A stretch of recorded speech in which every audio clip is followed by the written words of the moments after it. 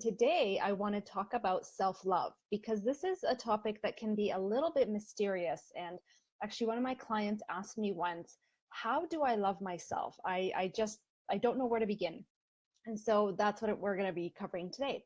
For those of you who are new to me, who are catching the live or the replay, thank you so much for joining me.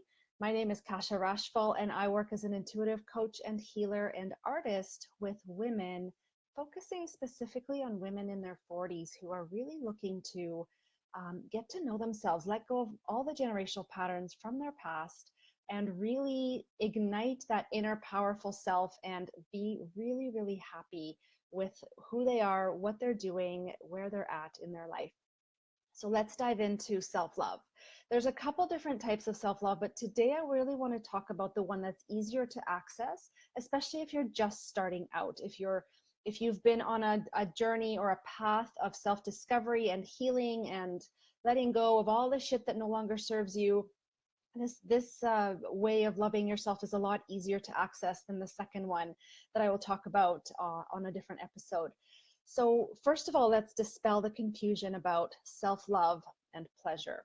Often that is put, lumped into one bit, because when we think of love, it feels good, right? And so we think, well, whatever way I love myself must feel good. And yes, that's true. Hey, Jennifer. Hey, darling. How are you? But it doesn't necessarily have to be the pleasure, like whatever flows into your mind immediately when I say that word, right? But it is whatever makes you feel good, like authentically good, not pretend good. So what do I mean by that? When you think of self-love or self-care, right, you might think, well, okay, so do I need to like go get a manicure? Do I need to, get a massage? Do I have to like sit and meditate? What does that mean? And the answer to that is whatever makes you authentically happy. If you think you should do something because that's what your best friend loves to do, or that's what the commercials on TV tell you to do to have, make yourself be happy and feel like you're taking care of yourself, then that's not true self-love, right? So sit down. You could take a piece of paper and sit down and really pull out a bunch of ideas out of your brain. What is it that you think self-love is? Right? Is it manicures, pedicures, massages, going to the spa, going out for coffee, right? Is it that? And if that's what lights you up authentically, like that is what, if you could go for a manicure every week and that would light up your soul, then that's self-love to you. But if you're like, whoa, no, I do not want to do that, that just isn't my thing, then that's not what self-love means to you. Maybe you prefer to go to a used bookstore and walk around and like open up those old books and smell them because they smell so delicious.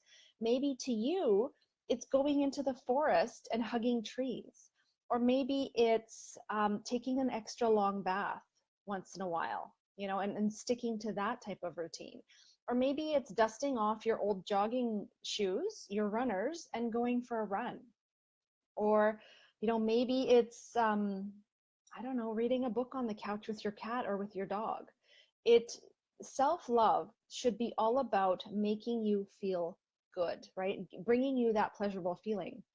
So Jennifer says, for me, it's eating right and exercise. Exactly. When I'm intentionally not loving myself. And facials. Yeah, facials are pretty wonderful too, if that's your thing, right? Some women don't like that. So I invite you to make yourself a list of all the things that bring you authentic pleasure, okay? It doesn't have to be pretend. It has to be authentic, because that's the only time that you will actually ignite those happy feeling chemicals in your body that will make you feel taken care of. And it doesn't have to be something that someone else likes. It has to be what you like.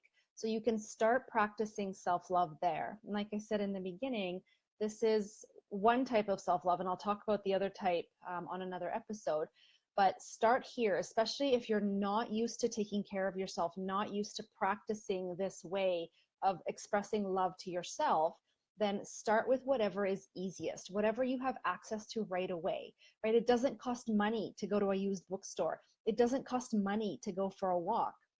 or for a run, right? You don't have to go to a gym and pay a membership to exercise. So start with whatever authentically, truly lights you up, makes you feel really good, and whatever you have access to right away, so you don't have those barriers of, finances or time or whatever else standing in front of you that then become another excuse for not doing it. So I hope this was helpful. Thank you so much, Jennifer, for joining me live, and Chantel, thank you so much. If you're catching the replay, let me know you were here. Were these tips helpful? And of course, if you know someone who could use these tips, please tag them or share my video.